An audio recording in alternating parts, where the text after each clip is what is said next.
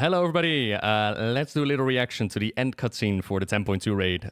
Guardians of the Dream was the patch name. Armirdrassil, we have come to the defense. I've had a lot of people message me, like, Nobbel, what the hell is happening in the cutscene? Can you explain what's happening to the story? And I want to do a reaction to the cutscene as yesterday, as you should be seeing this video. Yesterday we did the second chapter, and coming Monday I want to do the raid. But I do have a fair bit to say about the ending cutscene, so I want to talk about it. Just try to explain what's happening in this cutscene, but I do have questions and I do have points of critique, so please keep them in mind, and perhaps you got some answers for me. I would love to hear them. So I've recorded a full reaction in one go, but looking back at it, I realized that I talked about what I think the story is at the end, and I think that might be easier to put at the start. So at face value, what I think the story is that the world of Azeroth united, and through the world tree Armirdrassil, Azeroth has decided to re-empower the aspects. That is the initial reaction, the bare bones response to this cutscene. But we dive deeper into the story. We dive deeper into why certain things happen, how does it connect to the overall story. And once we start to dive deeper, there's definitely some questions that rise up. On top of that, there's also a potential story happening in the background, which is a bit subtle, and perhaps a little bit too subtle. In the origin points, in the start of the war, we have Keeper Tyr. And Keeper Tyr empowers the aspects in order to help him defend Azeroth. In order to do that, he tells Alexstrasza, I want you to increase your unit production, and in order to do so, I want you to steal or take primal dragon eggs from the wilds, infuse them with order, and have them be part of the dragons. Alexstrasza goes along with this, not because she agrees with Tyr's point of view, not wholeheartedly. There's also a big part in which she fears retribution if she goes against the wishes of Keeper Tyr, of their gods, in essence. And she feared that their powers might be stripped away, their enlightened existence, as she calls it, and she just go back to how they used to be, or that they'll just be wiped out, squashed like little bugs. The problem, however, is that this dialogue is in the book and not in the game, as far as I'm aware. In game, they've only called Keeper Tyr friend, as far as I recall. Please, if you got an example, and by all means correct me in the comments. But that's what I think the origin point of the war is, right? Alexstrasza going along with the ordering of the X out of fear for Tyr. Now, so many years later, they have gotten their aspectral powers back. But this time, it's not from Keeper Tyr and the Titans. This time, it's from Azeroth itself, which in turn swaps and shifts the power dynamic. No longer does she have to fear Tyr's retribution. Now she can stand up to him in her own two shoes and be like, this is my choice. I'm going to do what I want to do, regardless of the ramifications, because you don't have that power over me anymore. I think that's the story that they're trying to tell. And I think by the time that we're going to continue the rebuilding Keeper Tyr chapter, we're going to see her stand up against Tyr, and this is going to reflect what we saw in the cutscene, in which Tyr was promised this Alexstrasza was going to be corrupted, quote unquote, but she's just going to go against the wishes of the Domain of Order. That in turn will make him confused, start searching, and for him, a big dilemma is going to be that he thought what he was doing was the best for Azeroth. Like I said, his motivation comes from partially following the will of the Titans, but also out of a desire to protect Azeroth itself. And Azeroth shows him here in this moment that his way is not the right way, and that her gift is freely to be given, not a weapon to be held above somebody's head, right? That's what I think the moral and the happenings of the story is right here. But as I said, that's what I think, and you can have many interpretations. You can have many different answers when it comes to the storyline. Yeah, that is a face value understanding of the storyline. But then if you dive deeper, which we love to do, I have questions, and I'm honestly wondering what is the story I want to tell, what is going on here, and this is the rest of my reaction to the cutscene. In the raid, we fight against Fyrakk. For those who are completely unaware, we fight against Fyrakk in the heart of Armirdrassil. Fyrakk has the rendering weapon, which he uses to open up rifts into the heart of Armirdrassil. He wants to claim its heart. He wants to corrupt it, because through its heart, through the tree, he could burn down all of Azeroth. That's the goal. As you might notice in the backgrounds, first of all, the night sky is extremely dark because I'm using Inky Black Potion. Second of all, the aspects, they kind of get like lily pads that suddenly spawn, and then they just kind of teleport in. There isn't a whole bunch of fanfare in the fight itself. They just kind of, they pop in, and they're like, yo, we caught up now, let's join this fight. And they start bantering with Fyrakk. They drop their lines, he responds to their lines. and they get it going. It was a little bit reminiscent to the Madness of Deathwing, if you might remember that from the Cataclysm, where they start talking to Deathwing, and it's like they're monologuing of, we're going to save the dream, and we're going to save life, and we're going to save Azeroth, and that's what they're doing here as well. So we fight against Fyrakk. He tries to deep breath across the battlefield. He tries to corrupt the heart of the tree. Fight, more fight. Look at that. Oh, it's gorgeous. It's absolutely gorgeous fight. Especially if you use Inky Black Potion, would recommend. So do be careful. There's going to be a bit of a flashbang because the cutscene is extremely bright as it pops in. Son.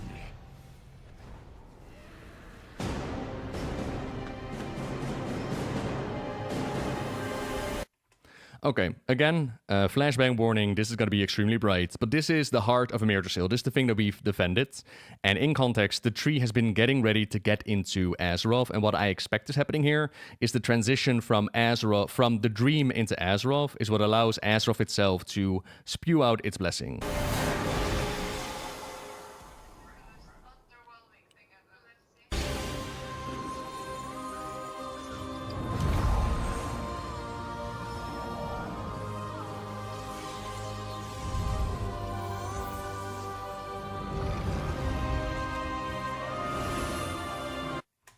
All right, rewind it just a few seconds so you have a better view of what they're looking at. There we go. Okay, yeah, this works. So, at this point in time, in patch 10.2, as far as I was aware, we were dealing with the storyline of restoring the tree for the elves and getting it ready to move it over from the dream into the real world. The 10.2 Guardians of the Dream. We were dealing with the green Dragonflight storyline, similar how we've done the blue, the bronze, and the black Dragonflights, meaning that we still had the red Dragonflight story to go through. I felt like the blessing of Azeroth was a little bit left field, and I spoke about this with a friend of mine who was like, nah, I expected it because I saw the datamine stuff and the buttons and whatnot, but for somebody who didn't check out the datamine things, I felt like the blessing was like, oh, that's also a thing we're wrapping up at the end of this raid. I kind of expected this to come later, but that is a personal expectation. What I am very confused about, and maybe someone out there has an answer for me, we're seeing the blessing, and we all see them have their colors and their swirlies, right? Like we got green, blue, bronze, and then the black-red color for our boy Ebonhorn. But what the heck's happening to Viranov?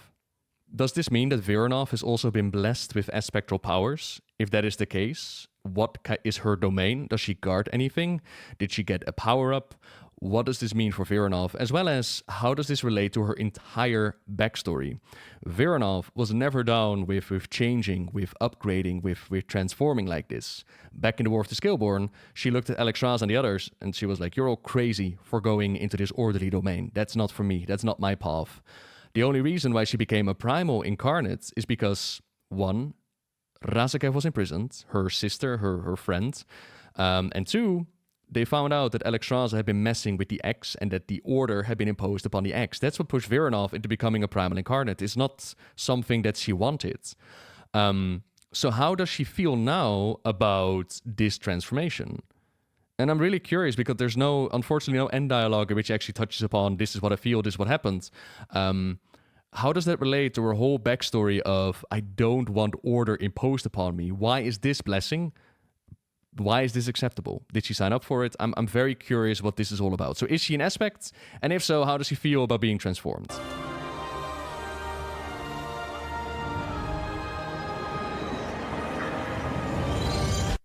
This right here, the eyes glowing, this is a visual cue for us to realize, oh, time has rewind, right? Like reversed.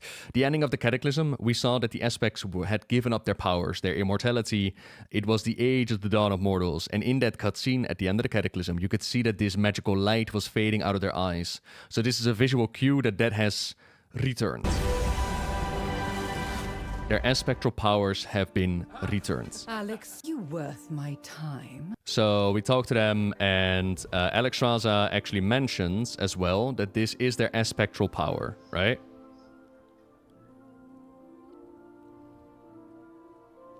I did not expect to see our aspectal powers return to us in this manner. Not so long ago, Vendrel Snackhelm asked us to bless Teldrassil as we did Nordrassil long ago. It was a selfish request, born not of a desire to protect or to serve, but to simply live forever. We refused. We did not fight to protect Armirdrassil for power.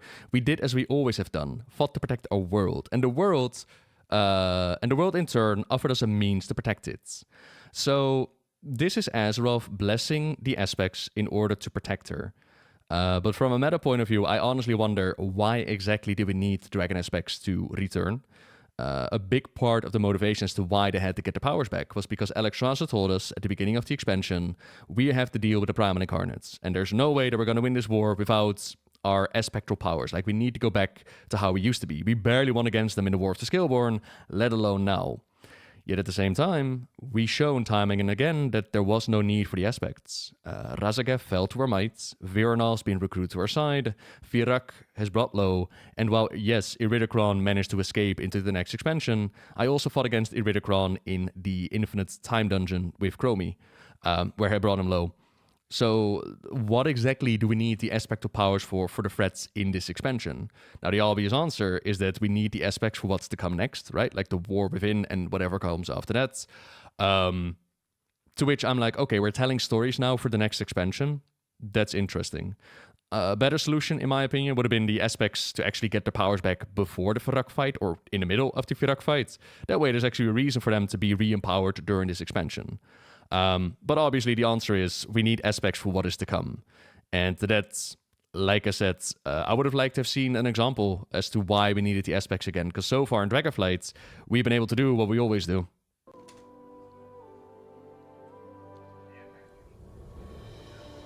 How can this be? Our spectral powers have returned? This is not the Titan's magic. And this is also very confusing, and I don't know what they mean. This is a gift from Azeroth. That's the point. This is not the Titan's magic, but this is Azeroth's magic. So does this mean that Azeroth is not a Titan anymore? And if she's not a Titan, then what exactly is she? Now, that is a subject for a different video where I want to deep dive some of the clues that we have, because 10.2 does offer a book in which they suggest that Azeroth is something else beyond a Titan. So in the realm of speculation, there's definitely something to be said about that. But for us, at this point in time, Azeroth is a Titan. So what did I mean? This is not the Titan's magic. Because it is able to restore the aspectral powers. Aspectral powers which has its roots in the Titans. What do you mean? This is of our world, yet unlike anything I have known. So Viranov confirms, like, this is from Azeroth, yet unlike anything I've known. So has she dealt with Azeroth before? We don't know where the Primal Incarnates got the powers from. We know that it was Fyrakk who found it first. He then led Iridikron there, who took it second. Raszageth was the third one. And Viranov was the last one to go through the ritual, which empowered them into the Primal Incarnates. The other ones that they had tried, they weren't able to survive the ritual. But it would have been nice to know what exactly empowered Viranov. Perhaps it's related to this blessing. Armirdrassil has left the dream. And while the aspects once gave their blessing to the world trees, this time... Azeroth blessed us. I felt her presence. It was beautiful. Ah, now I understand. I thought to survive, we needed to reclaim our aspectral powers. But they were never ours to take. It was about coming together as a family. And so we did. Perhaps as we were always meant to. It is, and this speaks more about how the dialogue is delivered rather than the dialogue in the lore itself. But having them finish each other's sentences is really, like, I can understand why people have the reaction to it. We are so united, we have come so close, even though we have seen very little of that development on screen, because the reunion between Alexstrasza and Viranov, her getting back together after 20,000 years of imprisonment, was done off screen. There's one dialogue box in the game which says, Alexstrasza and I sat around the table and we worked out our differences, we've got trust going again. And me as the player, I get to see one patch, one cutscene in which he tells me, or tells Alexstrasza even, I have nothing left but vengeance. Then we get a patch where there's two cutscenes, two moments in which he notices that Fyrakk has gone too far, right? And that is enough for her to turn around and say, like, oh, okay, I'll join you now. After 20,000 years of anonymity between the two, and it's one of those things that is underdeveloped. And because that story with Viranov is underdeveloped, you can now... The payoff doesn't really work because you don't know what exactly happened there. When the Titans granted us power, it divided dragonkind. But in uniting for a cause greater than ourselves, Azeroth's gift has made us, at last, truly whole. And they were clutch mates. But again, the problem of Virenal's development works out here. And I've also seen people meme about it on Twitter, where the idea is you're talking about reuniting Dragonkind, reuniting the world against common threats. But in reality, what we see play out is that we just wipe out the opposition. And this once again goes into the problem of we haven't gone into the primalist side of things when it comes to storytelling. We haven't gone into Sarkareth and the Sundered Flames kind of storytelling. We haven't gone into Fyrakk's side of storytelling. They're literally bad things thrown at us, and instead of trying to see their point of view, we wipe them out and we take the leftovers. We take whoever is left standing and we bring them into our fold. We don't try to see their point of view. I think one example might be Nosdormu with the Infinite Dragonflight, but that's all kind of worms that we're not going to go into right now. We will use these lessons, old and new, to protect our world as her aspects. And who knows, maybe my interpretation is entirely wrong. I would love to hear from you as well. This is where I'm going to wrap it up, though. This is where we're going to wrap it up. So hope you enjoyed my reaction. I hope I made it a little bit clearer. And like I said, Monday, we're going to be talking about the raid. Right, have a great evening, everybody. Bye-bye.